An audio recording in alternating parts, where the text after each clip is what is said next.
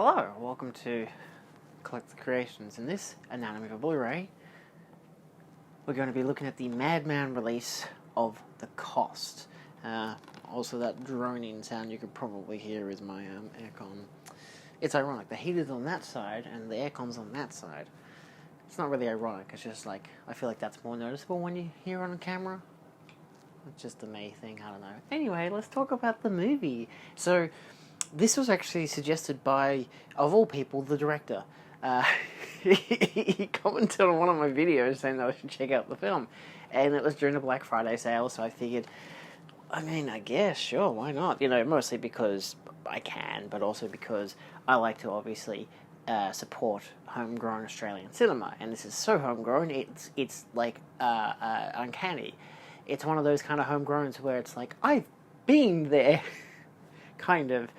It's set and shot in Victoria, in Melbourne, very close to where I live, like about a half an hour, 45-minute drive. So, yeah, it's just uncanny seeing that sometimes in films. I don't think Americans have that uncanny valley thing anymore because they grew up with movies in the US. Me, as someone who sees an Australian film that's set in Victoria, in my state, but like set in like suburban, Victoria, where I'm like, I know that train station, I know that location, or stuff like that. It's bizarre to see, It doesn't happen very often, but when it does, hoy, it's really, really fun. Anyway, let's talk about the movie. So, first up, I will talk about the packaging, and I'll do a brief movie review, then audio-visual and special features. So, packaging-wise, it's a standard case from Madman Entertainment. You get your poster, MA logo, Madman logo. On the back, you get a description of the film, as well as all the awards that it got, because it premiered in 2022 at Monsterfest and whatnot, as well as it got a short theatrical release in October of 2023, but then within the month that it came out, it also came out on Blu-ray. So it probably only got like 2-3 weeks of, maybe even just 2 weeks of our actual run, and then it came out on physical, which is fine. I hadn't heard of it, so knowing that it was readily available pretty easily, I was pretty okay with. It also comes with 2 bonus things, including, or it's listed here as 2 bonus things. It comes with the making of The Cost, which is like 47 minutes long, exceedingly in depth. I'll get into it later. And a director and cast commentary, which is 2 separate things. There is a director commentary track and a cast commentary track, which is really interesting. I think it's director and writer for the first commentary, as well as some trailers for other Madman stuff. They always call it Madman propaganda, which I find to be amusing. And on the inside, you basically get disc artwork and an image of one of our characters, Troy. Is it Troy or Trey? I think it's Troy. It's Region B. There goes my disc. It's Region B. Probably locked. I don't know. It doesn't stipulate any further, but it could be multiple regions. They don't really emphasize if it's multiple regions. Sometimes it's weird. I don't know. Anyway, maybe just a bit legal stuff. Anyway, it does come with a 5.1 track and an English 2.1. I only watched the 5.1. Sounded good. I had no real complaints with it. Brief movie review. I gave it 3.5 stars. I was kind of torn, 3.5 to 4. It's a different style of revenge thriller that I don't commonly see, and I've watched a good handful of revenge thrillers. Most of them are female-driven to some degree. Sometimes they're male-driven, basically as revenge for what happened to someone that they knew who was female. In this case, that's what this film does. And this film does it in a very straight-laced, direct way. It's a direct thriller. It's straight to the point of, here are your main 3 guys. Here is basically what happened, vaguely touching on it before diving into it further. And of course it involves these 2 men, one of whom was the brother of the victim and one of whom is the husband of the victim, getting the ex-con, because he's, a convicted felon who's being released from prison 25 years before he was meant to be released from prison, and they kidnap him and plan to kill him, basically, at a estate property far in the woods and whatever. And it's really interesting. It's one of those talking about, like, everyone mentions how, oh, if I could, I'd kill that person. How dare they do such a criminal thing, whatever. You know, like, you have a lot of people in the real world with those expressed thoughts, whether they're specifically verbal about it or have it buried below the surface. So this film tackles that. What if this thing happened to this person, and the person who did it didn't get the appropriate amount of justice? And so, of course, our main two characters take it into their hands to do that, but also have to deal with the moral quandary of, hey, maybe this isn't great, you know, maybe this makes us the villains and this person's now the victim, and it throws itself in that ballpark as well. The cost being both mostly a moral question, but it also becomes a much bigger question later in the film. I won't say why, but yeah, it's got some good actors. I've never seen anyone who's been in this film before. I don't think I've ever seen anyone who actually made the film, as well as, was it Matthew Holmes? Holmes or Holmes? I always never realize how to pronounce that name. It has an L in it. There you go. I think it's Holmes. Anyway, so it's one of those things where it's taken a spin on a story that I've never particularly seen, and I do like its avenue. I just wasn't completely happy with how paced out it was. It was really tense in the first 20 minutes. Nicely tense. All these great setups, all these great payoffs, all these great, oh my god, are they going to get caught moments before things start to unravel more.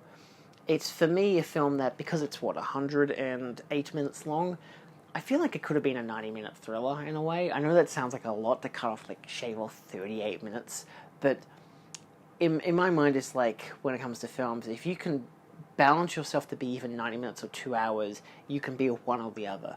And in between is still fine. I'm always happy with an in between. But it's an interesting thing of what can you shave from a movie, and I feel like they could have shaved 20 odd minutes from this movie, made it a tighter film, made it more focused, had everything being taking place in one place. Not exactly taken off from the start. I like what they did at the start of the movie. I like the Troy on the train. That scene in particular I really liked. There's a lot of stuff like that showing their real-life worlds before the conflict happens.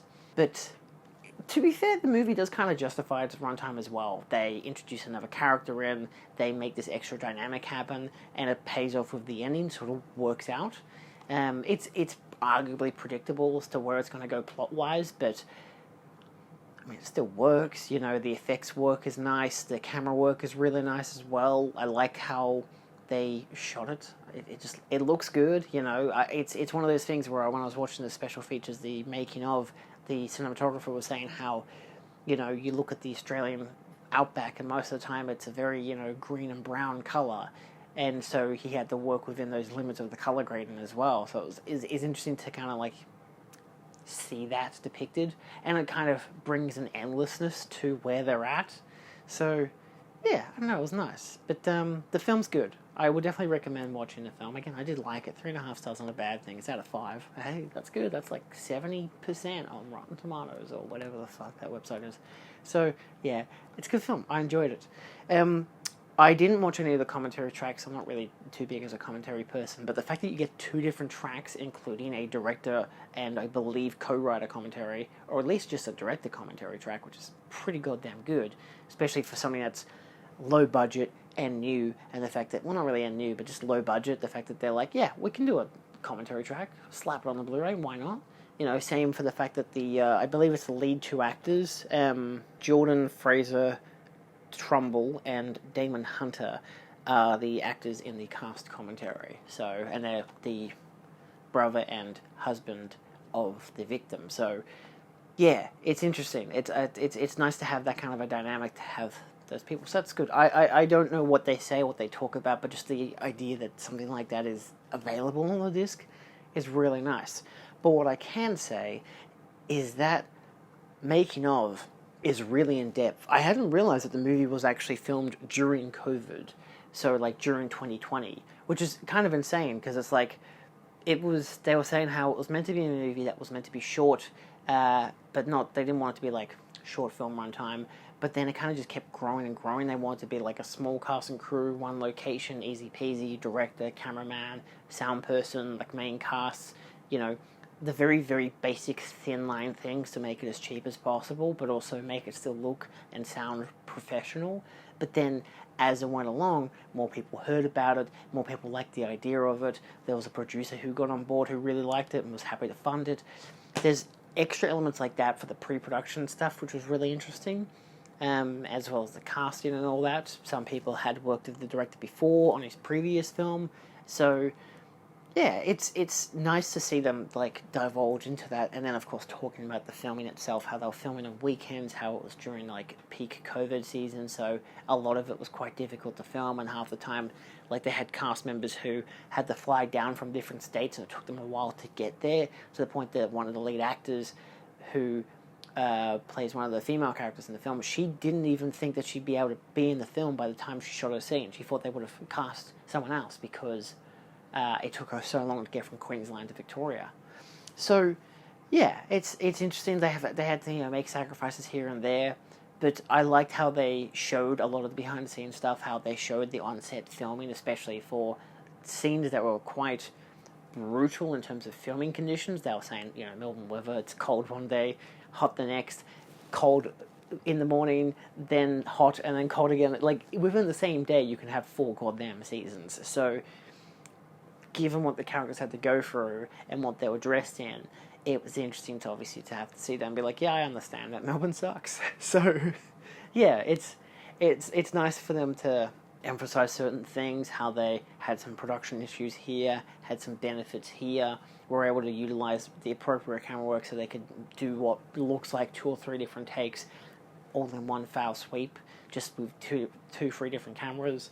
So, yeah, I don't know, it was nice, it was really informative. It was nice also to see how, because of how well produced the movie was, they were able to go into like post-production with ease and have a lot of time to spend on like editing the movie and doing color correction and all this kind of stuff and making it all look and feel nice. So yeah, I think it's a really well in-depth film. It also does talk about in the making of like the social issues of the current era that we're in, with specifically female-driven violence, violence against women. I mean, I guess that's more appropriate to say than female-driven, but and how it looks at the perspective of how it affects the men, not the men who did it per se. It kind of does for one character at least, but how it looks at the people who are affected because they're also victims. How like one attack from one guy on one woman can ricochet out and affect everyone in that woman's lives. So I like that element. I think that worked really well as a talking point in the film, and really like boiled up the characters from like the emotional driven character and the rational driven character. Like, we're doing this is our plan, this is what we're gonna do, and the other one's like, I want to do that, but then maybe this is kind of bad. The are we the bad guys kind of question. So yeah, it's a good making of. It's very informative. It is long, though. It's 47 minutes, which I didn't expect it to be that long, but it doesn't overweigh itself. Everything that's mentioned in it is informative and interesting. But yeah, as an overall, the picture looks good, the video, audio, I had no issues with anything of it. The making of was good. I imagine the audio commentaries are worth listening to as well, so I plan to check them out at some stage, but I've got a lot of movies, and that includes rewatching this like 3 different times, so maybe next time. Maybe if I want to like fix up the shelf or something, I'll like chuck on an audio commentary. I've done that before, actually. Some of them have been interesting, mostly film historian stuff, but it's always nice to hear the filmmakers talking about the making of the film, talking about their experiences, especially because in the making of, the actors in particular were saying how they were like adding lines of dialogue that they felt more appropriate to their character, and sometimes they would and sometimes they wouldn't go with those takes and whatever. So yeah, it sounds like a nicely flexible, creative process that's like a good environment, and yeah, so it's a really positive outcome for what is inherently a very dark subject matter of a film, but depicted really well. It's also Australian, so a lot of them are saying mate and have big hats and stuff. I don't know, it's pretty good. I don't do any of that.